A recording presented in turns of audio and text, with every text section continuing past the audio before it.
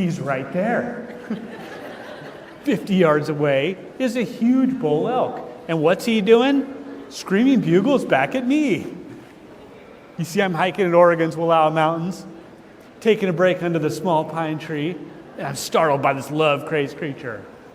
So I jump under that tree to look at him. And I remember there's that elk call in my pack called the Hoochie Mama. So I let out those lovely elk calls. I'm like, mew, mew.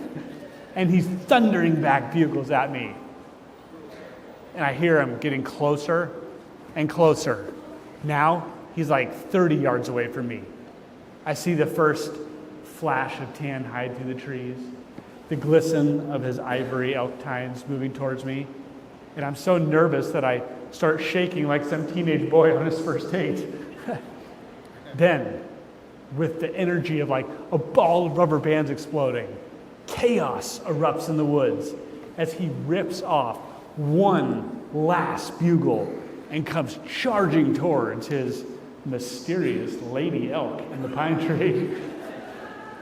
So I start moving backwards as quick as I can to get out of his way, but my foot hits a fallen tree limb.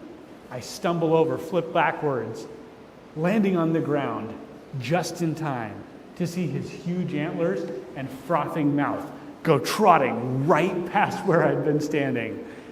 And as I'm laying there on the ground, I just burst out laughing because I was like 3 feet from being that elk's Tinder date. So I'm laying on the ground, just kind of soaking in that moment. Because at this point in time, I was on top of the world. You see, I had just graduated college, so I'd climbed my own personal mountain. I graduated from the University of Idaho. Do we have any vandals in the room? Okay, so apparently I graduated from a pretty exclusive university. I was starting my dream job, though, this career that I'd always wanted. And as I'm laying there on the ground, on top of the world, never in a million years would I have imagined that 48 hours later, I would once again be laying on my back.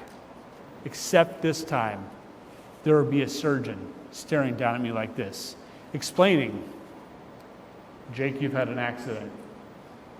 Your neck was broken. You are now a quadriplegic. You will never move your legs again.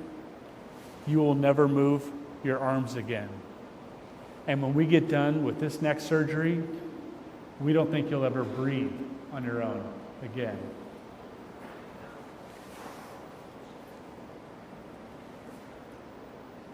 I came down here today to tell you about so much more than my hiking adventures in the woods, like old Elmer Fudd.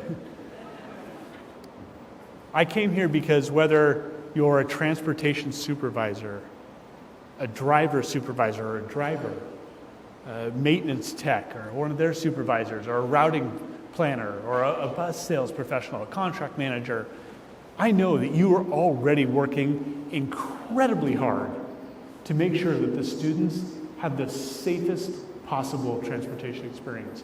So if I came in here and was like, you know what? Your key to doing better is just to do more. It would go over about as well as this. Slide, please. Yeah. That's supposed to have a really funny animation that you can't see. I came down here to talk to you about this idea. In fact, everything that we have today is going to be rooted around, you can take that slide off. I only need them up for a couple seconds. As pleasant as that is to look at. The one theme that everything we talk about is going to be nestled under is this idea of roll with it. Expression you've probably heard many times, but you may not have thought about it as a mindset that can help you deal with change, maybe difficult people, remain positive personally, and do an even better job, whatever your title is. And so I'm going to help you with 3 strategies that you can use so that when you return back to the bus yard, I just hope you have really practical first steps that you can take to help spread this roll with it mentality. So strategy number 1, something I call stress less. And it doesn't mean that there's going to be magically no stress in your job. That'd be too easy. But it's a strategy you can use to help it impact you and slow you down less. Strategy number 2 is something I call hiya. And it's a response pattern to help make you and your team more flexible towards new ideas and new inputs. And then strategy number 3 is something I call focus forward. And it's being intentional about where we put our energy and who we put that energy on. But I realize you've been sitting in this conference for a long time. You've eaten a lot of yummy food. It's getting warm in here, so I am going to help you out. Whenever we come to a critical concept, or if we're having conversations and it gets really loud in here, need to get your attention again, I'm going to do something to help you out, let you know it's time to come back. So I'm going to point at you and ask a question. I'm going to ask, are you ready to get smarter? And when I do this, I want you to turn to a neighbor, give them a fist bump, and go, sock it to me, just like that. Now, legally, I have to say, give them a fist bump, not a punch in the face. But we're going to practice. So it's going to go something like this. I'll ask the question, are you ready to get smarter? And you're going to go,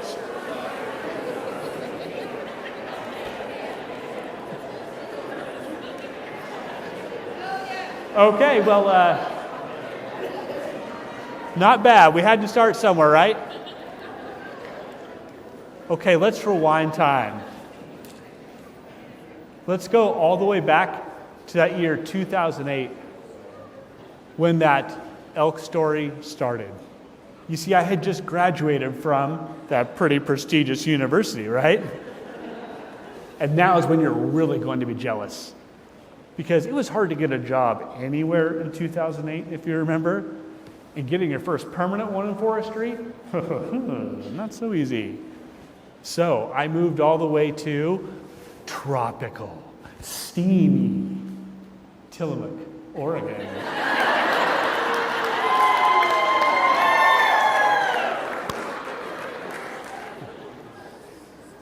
I worked for the Oregon Department of Forestry there for a whopping 3 weeks when it was my roommate's birthday.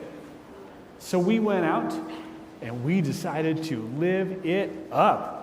We went to one of my old hometowns where I was actually born, the Eagle Creek, Estacada area. You might know where that's at. And oh my gosh, we hit the town. We hit up many of the bars. I used to love the country swing dance. That night I did the boot scoot boogie. Not well, but I did it. I used to love to take those girls, throw them from side to side, flip them over my head, and catch them. Important second step.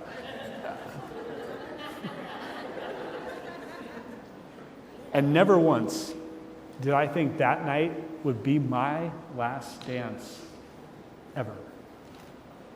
Because it was on our way home where we found trouble. I'm going to guess it was like 2:30 in the morning. Our designated driver pulls the pickup into the gas station to get some fuel. I'm in the back seat looking out. I see the gas station doors open. Young guy, about my age, staggers out. I'm watching this guy. He can barely walk. And as he staggers closer and closer to me, something in my head clicks and I recognize him. I'm thinking, oh my gosh, this is my childhood next door neighbor. Like, this is the kid I was best friends with my whole childhood. How crazy is this? What are the odds? 1 in a million that I was there at the exact same minute as him. I hadn't been here in years. So, as you can imagine, if you saw your old best friend, how excited you'd be. I go running over to him, throw the pickup door open, I'm like, hey dude, it's Jake. Remember me? How's life, man? This is wild, we're meeting up. How have you been? We talked for a minute. I turned my back like this to get something in the pickup, and he makes a bad choice. For some reason, he decided it would be funny, I guess, to throw me in a full Nelson headlock from behind like that. Now, I don't know why. We weren't wrestling, we weren't fighting, but it's probably some of the same horsing around you've seen in your routes way too many times. Both of us had our balance impaired that night, I'll be honest with you. And when he took me by surprise, I fell forward. And without the ability to extend my arms out, what do you think the first thing to hit the pavement was? My head. And when his body landed on me, it snapped my neck at the sixth vertebrae right about here. And in 1 second, I went from on top of the world, college grad, got my dream job, to laying on that cold pavement, looking up at lights just like these, and I couldn't move anything. It's been 16 years now, and sometimes I still don't recognize the guy I see rolling by in this body. Never in a million years I thought this would happen to me.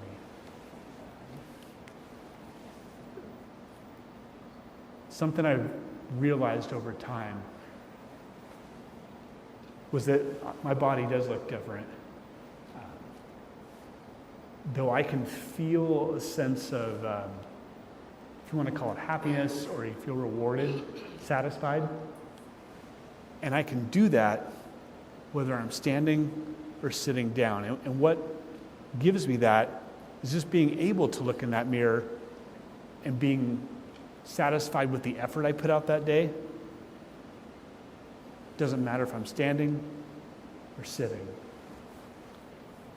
And when I think about your jobs, and when you first started, I saw how many of you got to raise your hand or stand up for 25 years plus. That's amazing. 20 years plus. That shows this is a career that you stick with and you do it because you love it. That's fantastic. And I wonder, would you even recognize some of the kids, even what your job looks like in some aspects today versus when you started 20, 25 years ago? I heard from listening to some of the presentations today that you are being asked to do more than you ever have. And that can cause you, if you want to call it stress, if you want to call it frustration, just more, it can seem like more work. Which ties us right into our very first point of way you can roll with it. So to me, what roll with it means is really just knowing that, acknowledging that there's so much we cannot control. But it's that fierce commitment to only giving mental time and space to the things that move us forward. So the first way that you can roll with it was stressing less. And because it's the first time, I'm going to give you a little prompt. Remember that question I was going to ask you with a big smile? Here it goes. Are you ready to get smarter? Yes. That was 52% better than the first time you tried it. Way to go. You know, in the whirlwind of things that don't go right on a day-to-day basis, being able to find the funny is one of the ways that I can control how much stress slows me down. And to be very honest with you, I think being able to chuckle instead of sliding into that pity pit is probably why I'm still alive. So whether you're planning routing and data analytics, you're physically driving the bus, working on them, more in a supervisory role, I know this can seem kind of like a light skill, being able to find the funny, but I consider it a hardcore business practice. Because if you get drugged down by the stress that your job can bring, how can you be an asset to anybody else? The very first time that I realized I actually had some power to influence the crazy amount of stress and change that was going on in my life was when my nurse brought me my first wheelchair. It might be kind of hard to see from the top row, but I'm not sure if you can see the color of this one. Would you say it's like a silvery, kind of metalish color? My first wheelchair was not this color. And when I saw her rolling it in my room, there was only 2 words that came out of my mouth. Hot pink. Hot pink? You have got to be kidding me. Because something you don't know about my friends, being in like forestry, I'm friends with loggers. I'm friends with outdoorsmen. We're talking like big burly beards, flannel shirts, suspenders. What do you think they said when they saw me rolling up in that pink princess mobile? They're like, Jake, it's so good to see you, bro, but you all right, dude? How hard did you hit your head?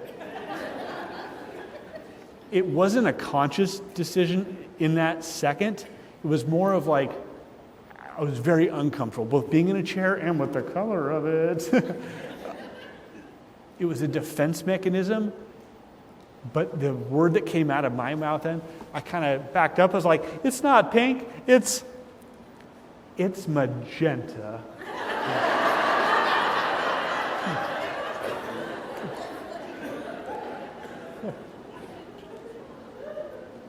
It wasn't intentional in that moment, but that was an extremely difficult, stressful time for me. Because everything else in my life that had wheels on it, I was pumped about. Dirt bikes, I loved them. Big pickup trucks, hot rods. A wheelchair was a lot to stomach.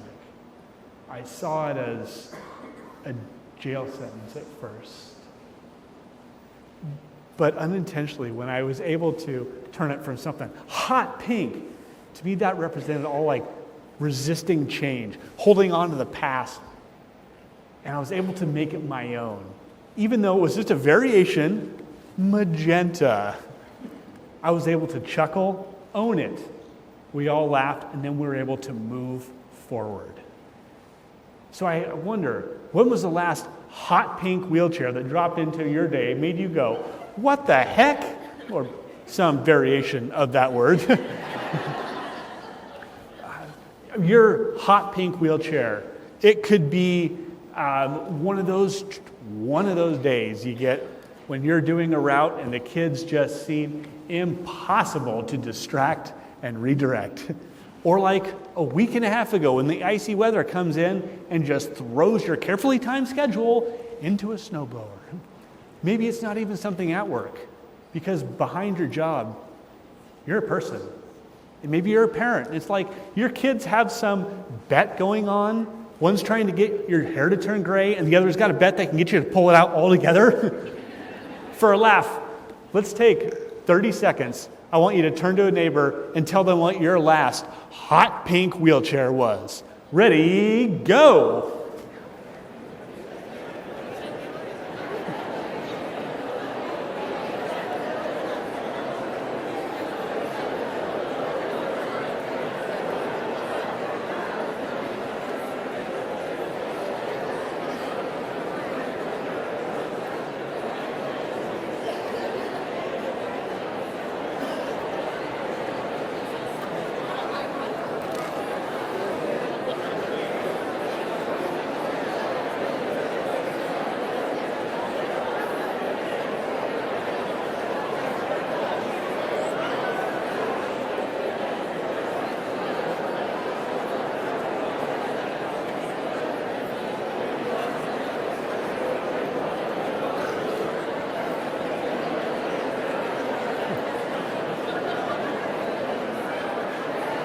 All right, let's bring it back, everybody. Let's bring it back.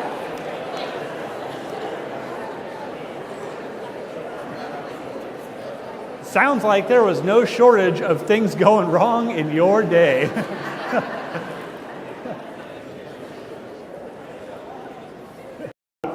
To roll with it, to make stress slow you down less. They don't have to be saved for when something just catastrophic like this happens. These are survival strategies that you can use every single day. I was really proud of my mom. She used one perfectly the other day because just out traveling with us, it's an interesting circus. Often we do find handicap accessible spots, for example. So we're in Portland, we pull up to them, we're so stoked. We actually found a handicap accessible spot within like 2 miles of where we wanted to park. Can you believe it? So I'm pumped, we park, I go to open my door, and this happens. Slide, please. Nice try, Portland. I was trapped in my car.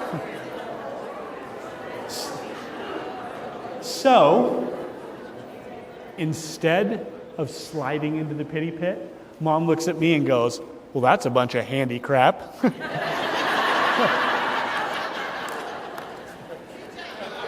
Yeah, good job, Mom.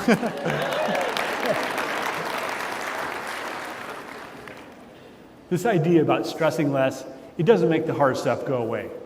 But if we are able to chuckle and move forward instead of getting ticked off and going into the pity pit, that helps us to roll forward.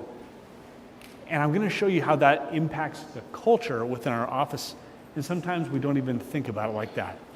You probably saw that or passed out some pipe cleaners. You're wondering, what are these for?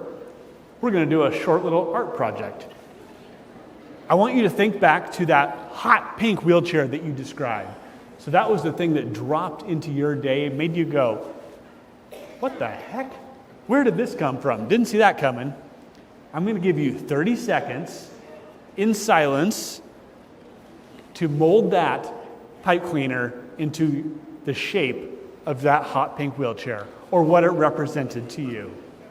All right, 30 seconds in silence-ish. Ready, go.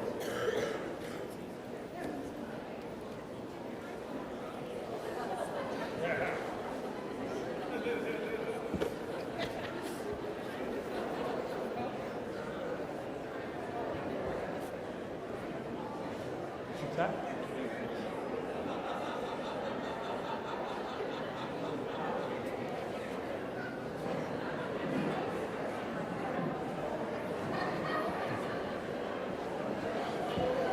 Ten seconds left. Start wrapping it up.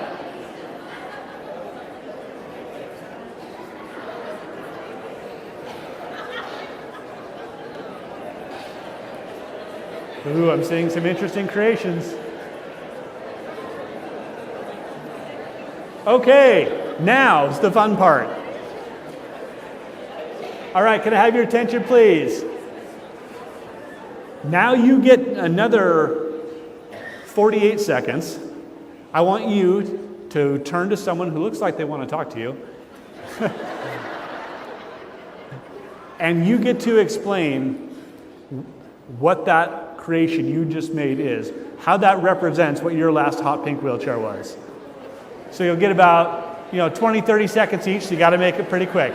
Ready, go! Show off your artwork. Go!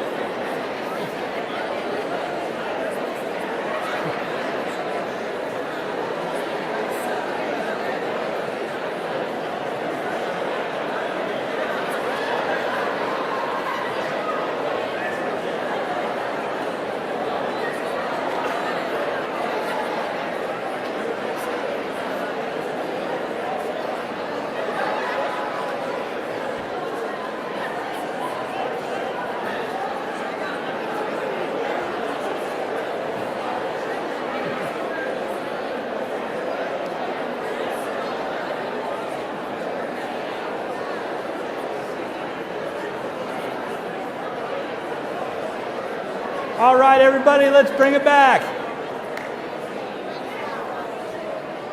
Are you ready to get smarter?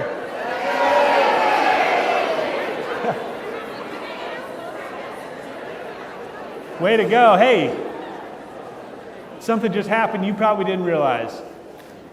You were able to take something that was artistic and some were quite good. You were able to take something that was really a tough thing in your day, talk about it with a coworker or a colleague, have a laugh, and then move on. How often does a challenge or change happen to us and we get sucked into that negative, it could be self-talk or talking bad about someone, or why this is so stupid, I can't believe we have to do it this way. We always used to do it that other way. Why did somebody change this on us? And we just get stuck there. Think how much different it would feel around your bus yard if you were that person who was able to listen to a coworker's hot pink wheelchair, really give them your attention. It can only be 20, 30 seconds, like we just did here. Let them get it out. They're going to feel seen. They're going to feel heard. Then if you could help them find a way to chuckle about it, that could help them get out of the pity pit and roll with it and start moving forward. Raise your hand if you work in, you'd say, a team environment. Okay. Wow, it's just about everyone. Okay. Now keep that hand raised if you work in any kind of leadership position. All right, thank you. Have you considered this? Every single point of contact you have with somebody, for better or for worse, is creating culture. When somebody comes up to you and they're having a hard day, or when something goes wrong, and instead of talking negative, instead of talking about how we used to do it in the past, or casting blame, if you were able to model being able to find the funny, to chuckle about it, then move forward, you are training everybody around you how to react, how to move forward. That's how we create culture without lecturing. So here's how you integrate it. Even when you're in a situation that's not being the very best, if you can find the funny, you can help stress slow you down less. You can be that leader, no matter what your title is, who helps those around you bring the best out of that situation. And that brings us right to strategy number 2 you can use to roll with it. I'm going to ask you that question. Are you ready to get smarter? Oh, you are doing awesome with that. Okay, so your theme today is focus on safety, security, and mindset. I would argue that to get our head around new safety rules, regulations, and to get our mind on the lookout for new security concerns like the child trafficking that we might not have thought of the signs before, or might not have even considered. It doesn't have to look like, I heard someone say, not the pretty woman, but just the average 4-point student that maybe attends a church like this, you never thought of what's going on at home. I would argue that we have to be in the right mindset to even have our minds open to new ideas on how to do this. And that brings us to my favorite strategy on how to accomplish that. I call hi-ya. So I want you to put yourself midweek. You're in whatever your job is. Could be planning, could be sitting behind a computer, optimizing routes, comparing AM and PM, could be working on a bus, could be behind the wheel of one. And I want you to think about that person who's just uncooperative. You're like, he's sitting right next to me. Just kidding, no one did that, I promise. You know that person we're all talking about, that person that just disagrees with every idea you come up with. Every new thought, they just shoot it down. That person you wish would go away. That person you wish would just change. Sadly, as you probably found often, those people, they're not going to change. And they're never going to quit. So what can we do about it? What do we actually have influence on? I think the first place we can start is the way that we respond to them with the first words out of our mouths, because often it's automatic, it's conditioned, it's practiced, but we don't give any thought to it. And raise your hand is going to require a little trust here. I won't rat you out. Raise your hand if, like me, sometimes you swear too much. Hey, we all do that thing. We've all got our favorite 4-letter word. However, I'm going to share a couple 4-letter cuss words that you probably hear on a day-to-day basis, and a lot of them probably enter your mind and come out of your mouth without even realizing it. And we bring them up today because they absolutely erode the type of can-do community you're trying to create with a wonderful association like this. So for the sake of education, I'm going to drop some 4-letter cuss words on you. So if you have sensitive ears, now is the time to leave because it's about to get gangster. All right. When I'm having one of those terrible days, nothing is going right. Like my microphones don't work. My PowerPoint doesn't work. The world is melting down with my feet. Some of the 4-letter cuss words that come out of my mouth are, drum roll please, can't, won't, and don't. You guys are like, I thought homie was going to say something juicy. Hey, I consider can't, won't, and don't the most vile, disgusting of cuss words. You know we're publicly employed, right? He said, you know we're publicly employed, right? You know I'd like to come back, right?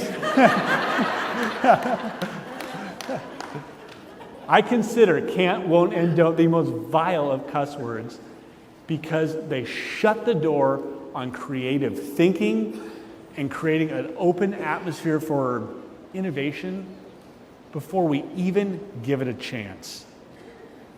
And we need to get rid of those terrible cuss words any way we can. And often the only way, instead of waiting for other people to do it, is to start in our own minds and our vocabularies. I mean, we got to drop kick him out of there. Well, I can't do that, but we got to karate chop him out of our vocabulary with a big hi-ya. Do it with me on 3. 1, 2, 3. Hi-ya. Hey, let's take this up a notch. Let's do something kind of fun so you never forget the hi-ya karate chop. I'm wondering if I can get one volunteer who's brave enough to come up and have a little bit of fun on stage. Who would like to be my hi-ya hero today? All right, come on up here.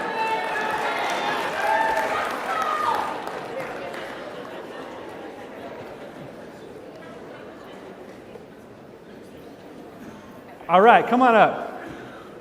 You see, she stood like 30 feet away. She's like, hi. I would too.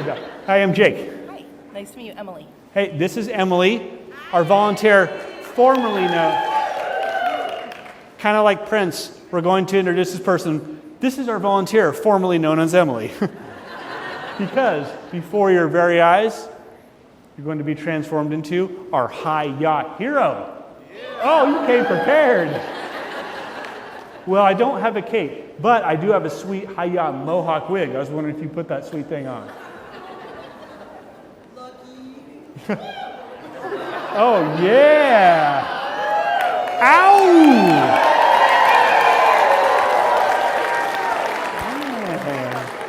All right. Now, as your hi-ya hero, you are out to rid the world of those 3 terrible cuss words, which are... and don't. And you're in it. I love it. Because I'm going to say a few just sentences that you might hear on a day-to-day basis. And when you hear me say one of those cuss words, I want you to give us the biggest, loudest hi-ya karate chop you can muster up. Like a hi-ya. Practice on 3. 1, 2, 3. Hi-ya! Pretty dang good. All right. Listen close, because this is how these words sneak into our mind and out of our mouth without us realizing. I can't possibly be flexible. Oh, hiya! I'm paying attention to you. She was just making sure I knew what I said. Thank you, Hiya Hero. You're going to be that voice in the back of my head that reminds me to change my first reaction from can't to can. And Hiya! oh, dang, the double Hiya. All right. Sometimes people come up. Hiya on, hiya off. I'm never getting this wig back, am I? Okay, listen up close. I'm concerned about the wig. Yeah, because someone came up to me with an idea and they said, my first reaction was, I won't be able to make it work. Hiya! Thank you. You're going to change that won't to a will. No, I'm not messing with you. You got the wig on. I'm scared. You're going to be that voice in the back of my head that reminds me to change my first reaction to, I will make this work if we find someone who could own the project and is passionate about it. And sometimes people say, oh, don't even try. We did it before. That was like a huge cutting down a tree karate chop. Thank you, Hiya Hero. You're going to help us change that don't to, well, I do. She's intoxicated with her power. We've created a monster. Say, I do know there are some other teams who've done this before. We could at least ask them if they have any pointers. You've been a fantastic volunteer. Would you leave the wig and take a book as a thank you? All right. You've been awesome. So good to meet you. Nice to meet you too. Yeah. Hashtag best Hiya Hero ever. Yeah. Okay. The big Hiya karate chop. It's loud. It's ridiculous. It's more about catching when you're in that dark place. You're about to just fall into that same trap of spitting out something negative. Just, well, it's not going to work. Because when we say that, we're always right because we're not setting the bar very high. And instead, reminding ourselves to change the very first word out of our mouth to something that at least keeps the conversation going. Because when we do that, remember, we're teaching other people around us how to respond. They follow our lead. And when we do that unintentionally, we're creating that culture sometimes, and we don't even realize it. And so I've got a story that I want to share with you about two different people with two different response patterns, and pay attention to how it shifted the atmosphere for everyone around them. And it starts with this crazy friend of mine who recently went on a road trip. And I call him crazy. Raise your hand if you're a parent. All right, you'll get this. He went to Iowa, so 2,000-mile road trip with 3 teenagers, and he honestly expected it to be a peaceful experience. And a traffic camera around the Idaho border caught a picture of him. He looked something like this. Now, the whole point of this road trip was to visit his aging father in the nursing home, Mr. Brown. So on their final day of the visit, he asked his dad to go to lunch one last time. And the trip hadn't gone real well, and without even thinking about it, Mr. Brown just snarls a response back. No, I can't go to lunch with you. The guy said, too much up and down on my hover round, it's gonna wear out. And my friend's like, but Dad, come on, man, it's just one more trip to the cafeteria. Last day here with the kids. And Mr. Brown just grumbles, nope, it won't work. The guy said, can't do it. My friend looked at me and he said, Jake, I'm 54 years old, and I know it's just dads, can't do, not gonna work, response pattern. Response pattern, you've all probably seen it work before. He said, but to me, I've been hearing this my whole life. And for my whole life, anytime I brought up a new idea, he's made me feel like it's not good enough, like I'm stupid or something like that. How easy is it when we're tired, we're short on time, we're stressed out, or we don't know? How easy is it for us to slip into that same response pattern as Mr. Brown? I'm Mr. Motivational Speaker, and I have to hi-ya karate chop myself weekly. And when we do this, it's not just about us. When we slip into that response pattern, it creates a toxic environment for our team. But it doesn't have to.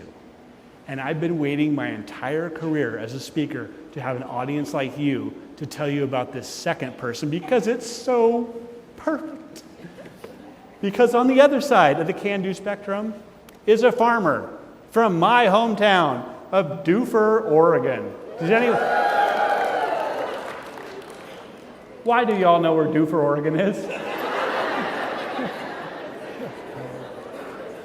Okay, then if you know where Doofer, you might know the person I'm going to talk about. It's a farmer named Bob Durham.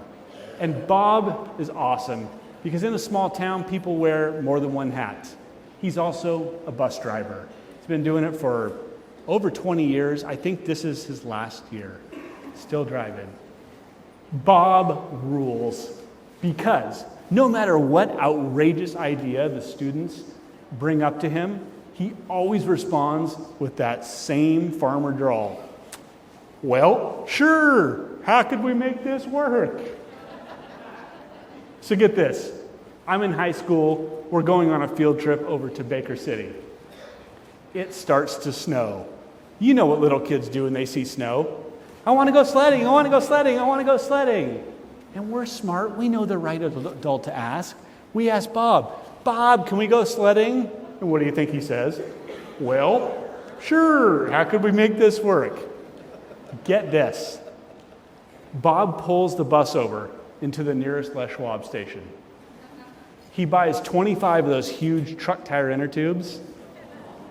Then, and I can say this because the statute of limitations is probably up, he disconnects the air lines from the brakes, turns it into an air compressor,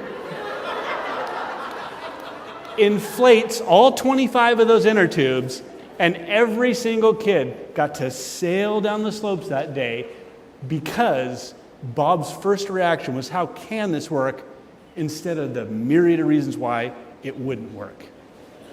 But here's something I didn't understand until years later. For way too many of those students, that was the first time they ever approached an adult with a new idea, and that adult didn't make them feel dumb or like they didn't have time for them or their idea wasn't good enough. That was the first time an adult told some of those kids, yeah, sure, we can do this. Now, my question to you is, when someone comes to you with a problem or a new idea, would they say you respond like Mr. Brown or Bob Durham? And I got another question for you. Would you say that your school district already has more than enough change going on? Yes or no? Yeah. You know what they need more of, though? Is people like you who can think creatively during that time of change. And these strategies we're talking about today, to roll with it, it might be one of the few things you hear today that doesn't cost extra time, money, or resources. You can start this change. So if you can be like Bob, change your first reaction from can't to can. Give me a hi-ya. If you can go from won't to will, give me a hi-ya. If you can go from don't to do, give me a hi-ya. Making these differences, rolling with it, doesn't require a fancy title, just paying attention to the first words out of our mouth. And this brings us right into our last strategy of the day on how you can roll with it. Strategy number 3, which is focus forward. Now, I know right now you're in the middle of tons of changes going on in your industry, right? You got to decide if things like electric, propane buses make sense for you. You got to pay attention to even more things like vaping on school buses. You're the first line of defense sometimes now. Great, even more work, right? It's hard to meet administrative and parent demands. Sometimes changes are brought down from legislature that you don't have any say over.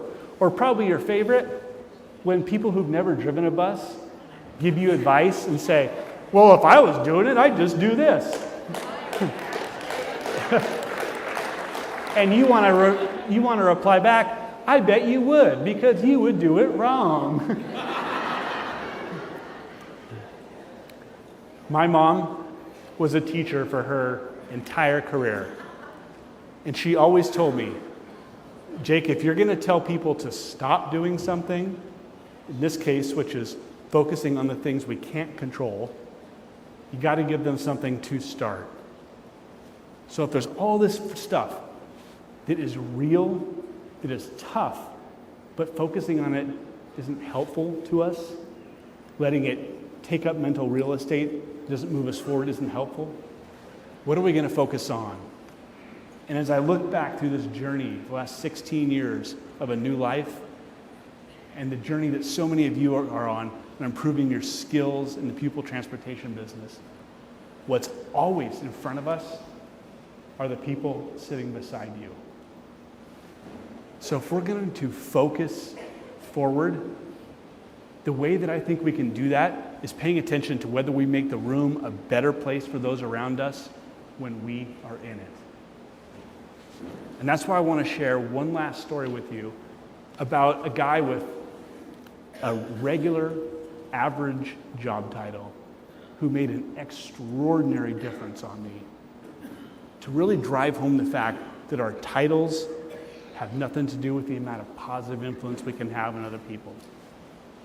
So picture this. It's day 4 after this injury that changed my life forever. I'm at OHSU Medical Center in Portland. And by this point, I had been poked, I had been prodded, I had been measured, examined, and operated on. I felt like less of a name and more of a number, like a product, like some thing.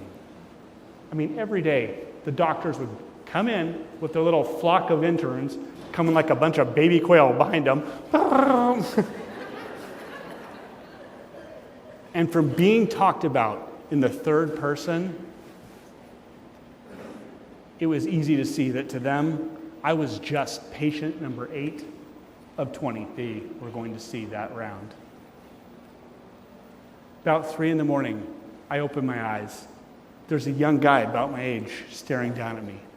He says, "Hi, Jake. My name's Jason. I'll be your new night nurse. Been talking to your dad. I gather you're a sports guy. Want to turn on ESPN? See what's on the TV?" Okay. I don't know when any of you last watched ESPN at 3 a.m. was. There's some weird stuff. Let's hear some guesses. What do you think Jason and I found on ESPN at 3 a.m? Boxing would have been beautiful. What? Water polo would have been wonderful. What else? What's that? South American chinchilla racing. South American cello racing? Everyone knows that comes on at 4 o'clock. Duh. Get this. At 3 a.m, Jason and I found a bunch of yo-yos. We stumbled across the World Championships of yo-yo. It's a thing. And we started busting out laughing at these people that were disturbingly into yo-yo. Things are starting to feel a little more normal. Well, up until the point he says, "Jake, you've been in here a couple days now. When's the last time someone washed your hair?" And back then I was still kind of stuck in my tough guy, outdoorsman mentality. So as much as I could move my head, I gave him the side eye and I'm like, "I don't know, dude." just between you and me, when he did wash my hair, it was awesome. Oh, just that time he spent with me, the scent of the soap, the touch. You guys, I couldn't feel anything from here down, so that attention, that touch, it was like that 1990s Herbal Essence commercial. You know the one I'm talking about. It was simple. We laughed at sports. He gave me a little bit of attention at the only spot that I could feel. And he made me feel like a person. Not a patient, not a quadriplegic, a person. And I wonder how much stronger your relationships could be if you just took that tiny bit of effort to go one layer deeper when you're noticing someone who looks lost, confused, like they're having a hard day, to make that connection with them. But let's get something straight. I am not talking about washing their hair. That would be creepy. I need every single one of you at OPTA to hear me when I say this. Your ability to completely change someone's experience with someone in pupil transportation has nothing to do with your title. Because think about all the quote-unquote important people I met up until that point. I met helicopter pilots who life-flighted me when I died on that plane and saved my life. I met surgeons who put my neck back together. I met doctors who gave me life-altering advice on what the rest of my days were going to look like. I don't remember any of their names. But I remember that night nurse from 16 years ago because of how he made me feel. What are you going to do to be adjacent to someone that you work with or a student that you serve? Let's really integrate this now into your work. On the customer service side, when you talked today about new child passenger safety restraint systems, right? There's new guidelines with the NHTSA. Did I get that right? Perfect. As a person who is disabled, I can tell you from experience, it feels a whole lot better when someone asks me how to help and involves me in that conversation. Because I've had very well-meaning public transportation professionals try to help me, not talk to me, be in a rush, come up behind me where I can't see, grab hold of my chair and lift. Guess what? These arms come right off. They didn't know that. If they would have just asked me, it would have helped. I've been thrown out of my wheelchair, I've been improperly secured and thrown out, I've been injured. It could have all been avoided if they would have just involved me in the conversation. I could have made their job quicker, easier, and safer, saved us both time and injury. And it feels a whole lot better to be involved in the conversation rather than wondering why things are being done to me. Now, if you're a leader who is building and molding teams, you could be designing routing or doing data analytics and tracking. Wouldn't it feel very different for the rest of your team if you involved them in those planning conversations on the front end instead of just doing all that work, then telling them, oh, this is how it is? Because they might be able to say, I appreciate that, but I've been doing this my whole life, and something that computer program can't tell you is that blank, blank, blank happens at this time. Something you'd only know from being on the ground for 10, 15 years. And not only that, it feels different to be involved in the conversation, and they're going to do much better work for you.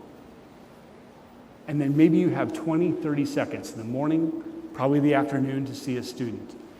You might be the only person that day, if you can remember a student's name, something they have in common. Comment on the animal you see in their yard, maybe the band t-shirt they have on. You could be the only person that day who made them feel seen. who didn't make them feel like some kid they didn't have time for, who didn't make them feel like just a student, but made them feel like a person. You know, it wasn't just an x-ray that changed my life. It's been wonderful people like Jason who've made just that one layer deeper effort when they noticed I needed help and to treat me like a person. And that made him the most important person in that entire hospital to our family.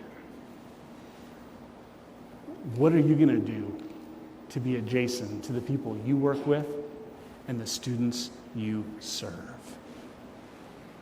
And before we wrap up today, I want to let you know that I will be out there to talk with you after my speech.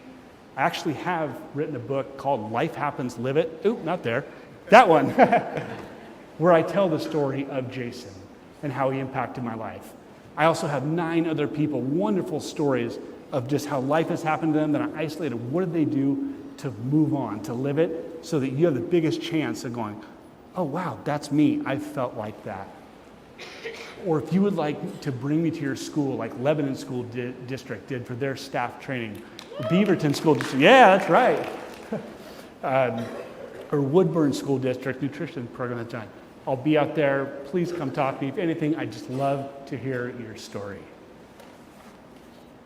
So as we wrap up today, we talked about rolling with it. And I hope that you feel like you got 3 really practical strategies you can use to start that spark. You can take that slide down. Number 1 is stress less.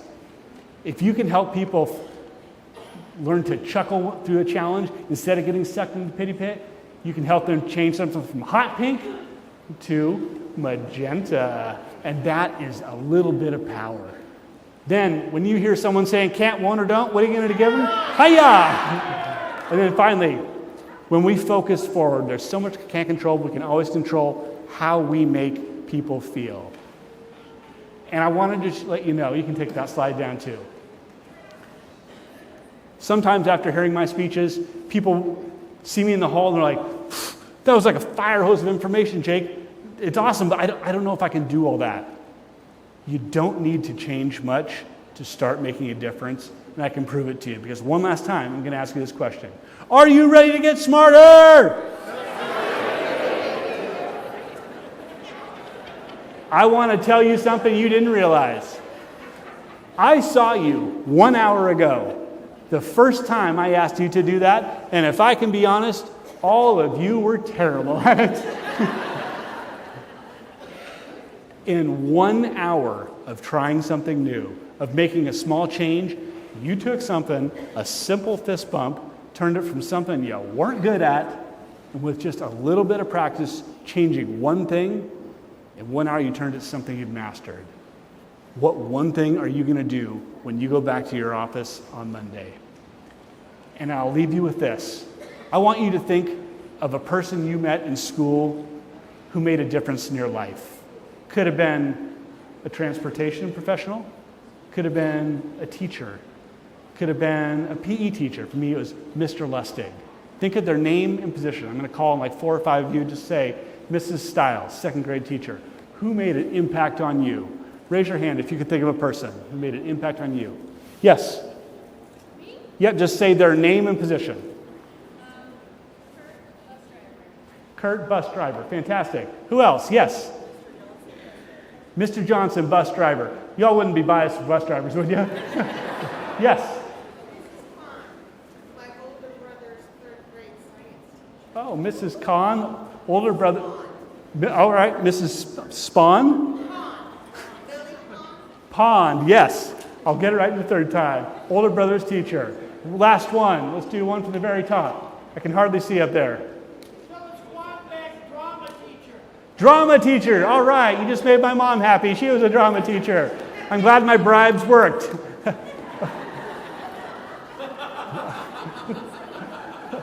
Looks like I'll have a ride home tonight.